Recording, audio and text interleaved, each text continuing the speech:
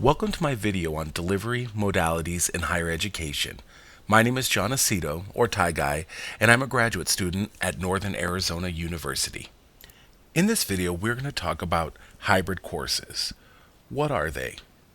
Also, we'll look at how to set up a hybrid course to merge online and on-ground teaching strategies, techniques, and plans.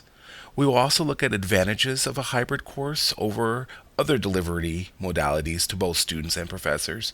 And finally, we're going to identify problematic areas for either teachers or students when teaching or participating in a hybrid course. What is a hybrid course? A hybrid course is simply defined as a course that is delivered or taught in more than one modality. For example, taking a traditional face-to-face course and merging it with a web-based instruction. The face-to-face course is not eliminated, but just reduced. The purpose of a hybrid course is to optimize student engagement by taking advantage of strengths of both the face-to-face environment and a web-based environment. When developing a hybrid course to merge online with on-ground teaching, it's important to focus on the design, not the technology. Start with your content. Keep the end in mind. When I'm developing content for a course, I like to use the backward design model. I like to create my syllabus first. I like to come up with the goals, plan out the assessments, and then make the lesson plans. Once the content is developed, this is when I make the decision of what will be taught in the face-to-face class and what will be taught on a web-based environment. Determining the split is very important because we're not trying to give the students more work.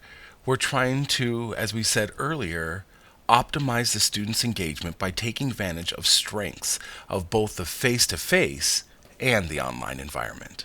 Determine what lessons or activities can be taught asynchronously or not synchronized, meaning the students are not required to be at a particular place or at a particular time to perform the activity.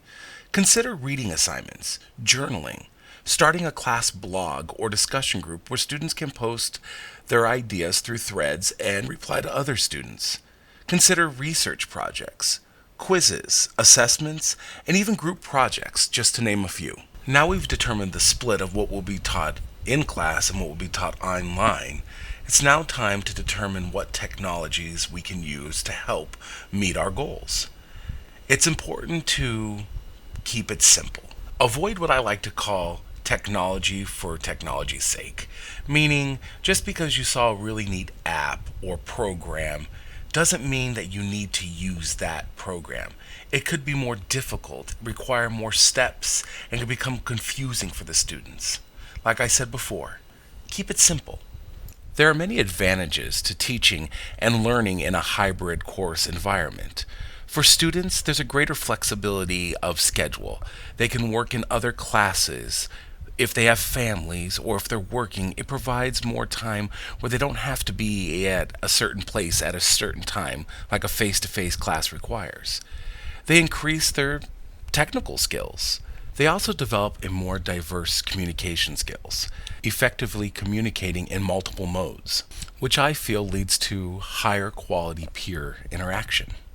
As a teacher teaching a hybrid course, you receive some of the same benefits that students do, like a flexible schedule where you can work from different locations.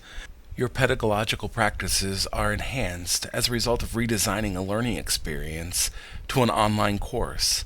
Plus, you too develop technical skills.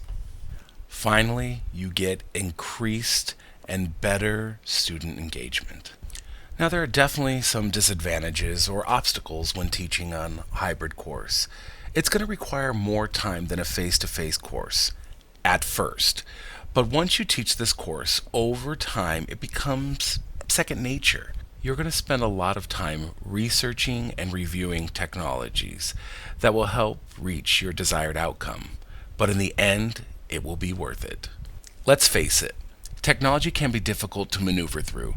There will be glitches, and some of your students' computer skills will be below par.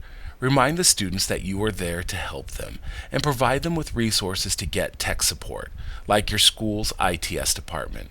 I would encourage you to make the first couple of weeks in the traditional face-to-face class Tech Gather Time, where you can introduce the online portion of the hybrid course and introduce the technologies that will be used for the online portion. Your students are going to run into other obstacles because now they're becoming more responsible for their own learning.